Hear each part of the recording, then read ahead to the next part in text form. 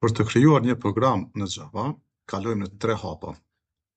Shkrimi i kodit në një editor, si në rastin tonë që është NetBeans, përpilimi në kod binar dhe ekzekutimi për të parë rezultatin në ekran. Për të shpjeguar kodin, pa ndikuar në punën e tij, përdorim komentet, të cilat nuk ekzekutohen nga kompjuteri.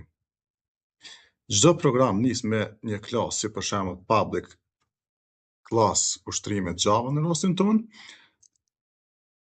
mbani mend 2 rregulla.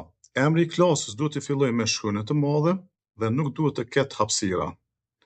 Brenda klasës gjendet metoda kryesore public static void main, e cila është pika ku fillon ekzekutimi i çdo aplikacionit. Për të shfaqur diçka në konsolë, përdorim urdhrat system out println.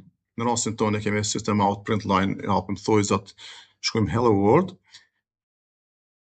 e shtyp tekstin për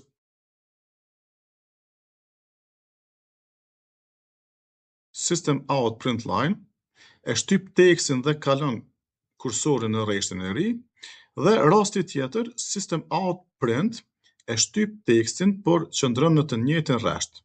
Teksti vendoset gjithmonë brenda thonjzave, ndërsa numrat ose veprimet matematikore si 5+5 shkruhet pa to.